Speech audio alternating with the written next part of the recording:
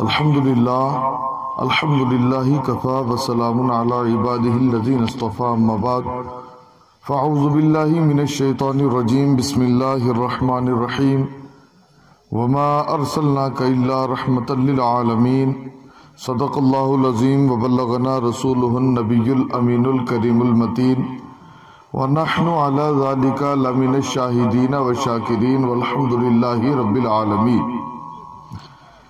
ایک عرب نے آدمی کا بول بالا کر دیا، خاک کے ذروں کو ہمدوش ثریا کر دیا، جس نے قطروں کو ملایا اور دریا کر دیا، جس نے ذروں کو ملایا اور صحرا کر دیا، خود نہ تھے جو راہ پر اوروں کے ہادی بن گئے، کیا نظر تھی جس نے مردوں کو مسیحا کر دیا۔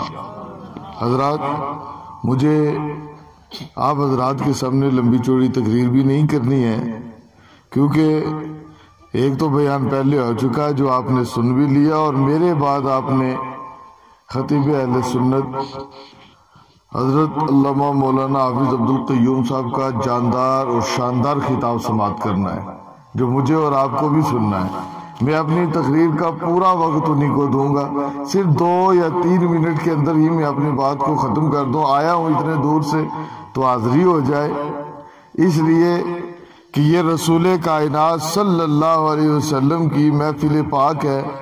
ہم اور آپ بھی یہاں ہیں تو کل قیامت کا دن ہو، نفسی نفسی کا عالم ہو، تو آقا کے میلاد منانے والوں میں میرا اور آپ کا نام بھی شامل ہو۔ ذرا محبت سے کہیں نا یا رسول اللہ، ذرا اور محبت سے ہاتھ اٹھا کر کہیں یا رسول اللہ، اور محبت سے کہیں یا رسول اللہ۔ وما ارسلناک الا رحمتا للعالمین، اے محبوب، ہم نے آپ کو کائنات عالم کے لیے رحمت بنا کر بھیجا۔ مجھ سے قبل خطیب اہل سنت سے آپ جو خطاب سماعت کر رہے تھے، وہ ہمیں اور آپ کو بڑے بہترین انداز میں آقا کریم کا اسوہ حسنہ جو سرکار نے ہم اور آپ تک پیش کیا، بتایا زندگی گزارنا کیسا ہے، زندگی میں ہمیں اور آپ کو چلنا کیسے ہے، ہمیں اور آپ کو اٹھنا اور بیٹھنا کیسے ہے، ہماری زندگی کیسی ہونی چاہیے، اس کے مطابق ہمیں عمل بھی کرنا ہے۔ لیکن رسول کائنات صلی اللہ علیہ وسلم کو اللہ رب العزت نے رحمت بنا کر بھیجا۔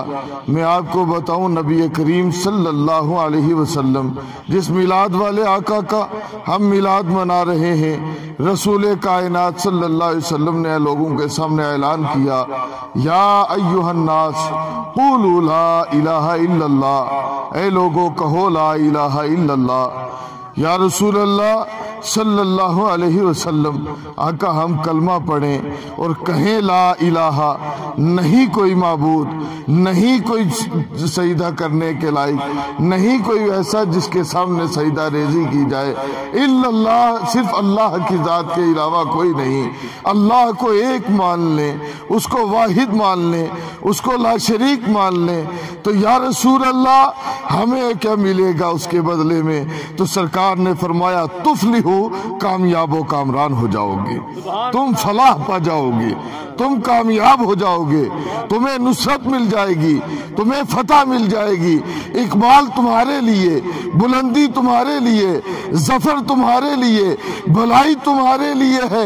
اے قوم، تمہیں صرف یہ کہنا ہے اللہ ایک ہے اور مجھے اللہ کا رسول ماننا ہے۔ نبی کریم صلی اللہ علیہ وسلم نے اعلان کیا تو آپ کے سامنے کون تھا؟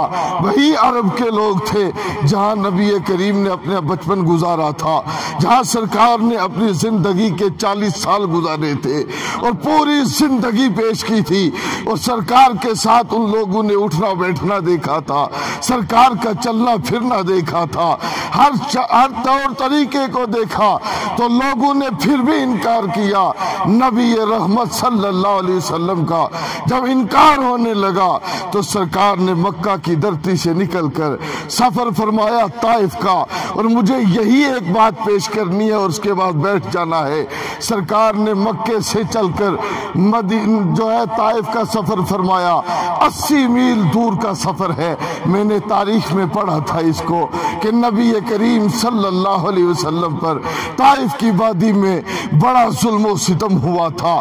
نبی حق کو سچ والا راستہ بتا رہے تھے، لوگوں کے سامنے راہ ہدایت پیش کر رہے تھے، لیکن ظلم جو ہے وہ انتہا کو یہ پہنچا ہوا تھا۔ وہ نبی جو کہہ رہا تھا لوگوں تم برے مذہب کو چھوڑ دو، تم ان بری راہوں کو چھوڑ دو، تم ہر برے اعمال کو چھوڑ کر یہ کہہ دو لا الہ الا اللہ، نہیں کوئی معبود اللہ کے سوا، اور محمد الرسول اللہ، مجھے اللہ کا رسول مان لو۔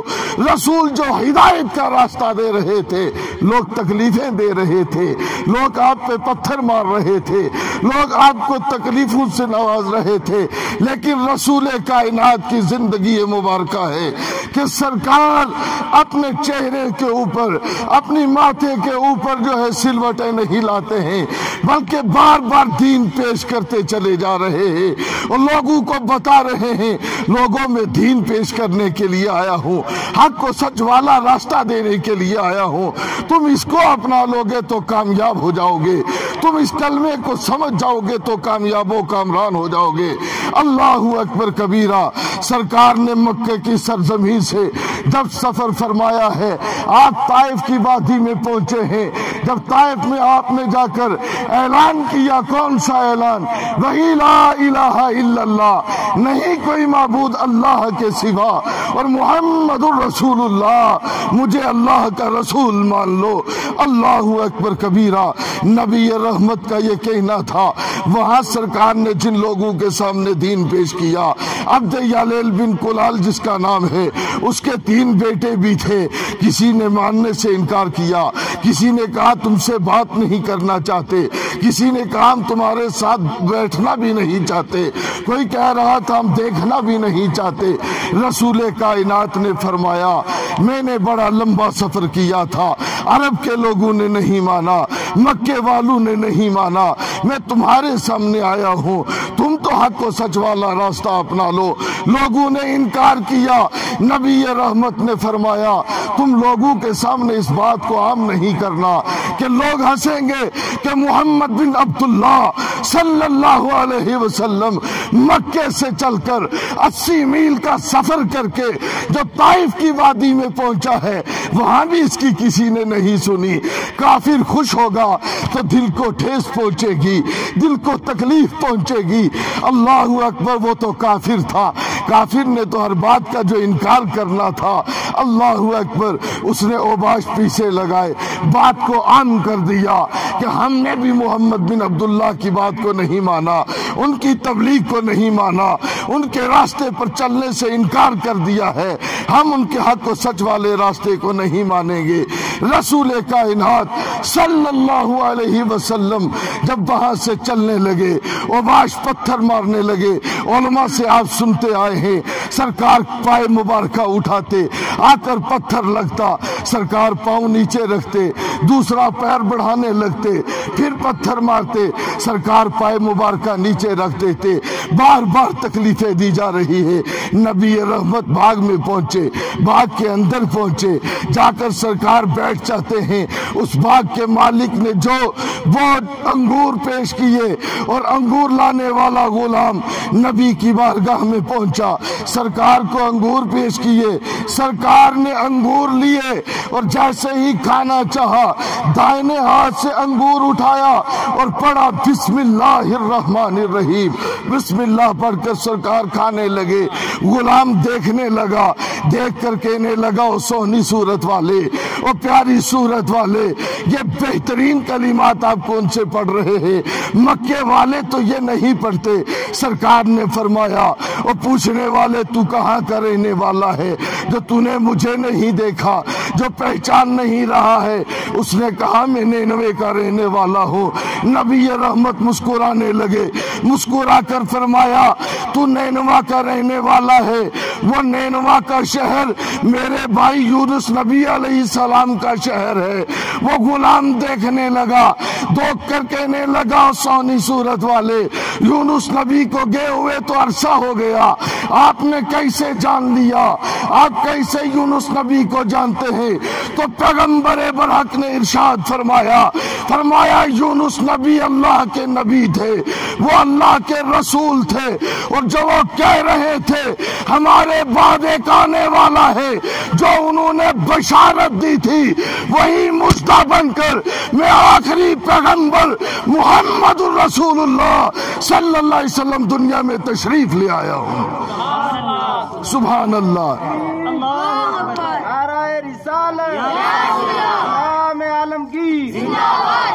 اللہ اکبر۔ سرکار کائنات اس انگور کا گوشے کو کھائے۔ حضرات اسی سال ان گنہگار انکھوں نے جب سفر طائف کیا، وہاں حضرت صحیح صاحب قبلہ سفر طائف میں مسجد اداس بنی ہوئی ہے، اس غلام کو نام جو ہے اداس ہے، اور پورے سفر طائف میں وہی ایک غلام تھا جس نے نبی کائنات صلی اللہ علیہ وسلم کی رسالت و نبوت کا اقرار کیا تھا۔ اللہ اکبر کبیرہ۔ سرکار کو پھر تکلیفیں دی گئیں، مسجد رسول وہاں بنی ہوئی ہے، سرکار نے وہاں نوافل ادا کیے، وہاں بھی کافروں نے تکلیف دی۔ اللہ کی طرف سے حکم آیا حبیب تو ان کو سچ والا، ہدایت والا، فتح والا، کامیابی والا، کامرانی والا، عزت والا، اکمال والا، بلندی والا، نصرت والا اور بڑائی و بلائی والا راستہ دکھانے گیا تھا۔ اے نبی ان کے سامنے تو نے وہی حق کو سچ پیش کیا، لیکن قوم نے تکلیف پر تکلیف دی ہے، اذیت پر اذیت دی ہے۔ میرے حبیب یہ تجھے پہچان نہیں رہے ہیں، تجھے تکلیف دے رہے ہیں، حبیب فرشتے کو بھیج رہا ہوں، آج تو کر دعا، تیری دعا کی قبولیت ہوگی۔ ان کو نیست و نابود کر دیا جائے گا، ان کو مٹا کر رکھ دیا جائے گا، تاریخ میں ان کا نام و نشان تک نہیں آئے گا۔ فرشتہ آتا ہے، اللہ اکبر، نبی رحمت دعا فرماتے ہیں۔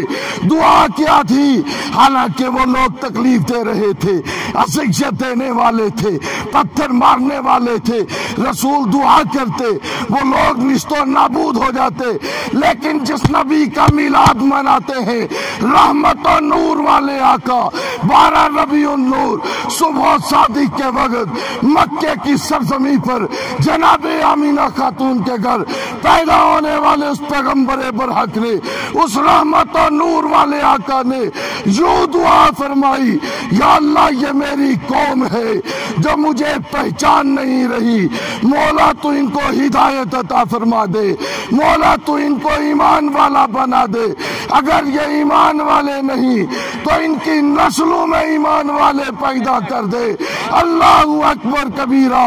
سرکار کی دعا قبول ہوتی ہے۔ میں کہوں گا وہ تکلیف دینے والے ابو البختری مٹ گیا، عتبہ اور شیبہ مٹ گیا، کفار عرب مٹ گئے، محمد عربی کا نام کل بھی زندہ تھا، آج بھی زندہ ہے، صبح قیامت تک زندہ رہنا ہے۔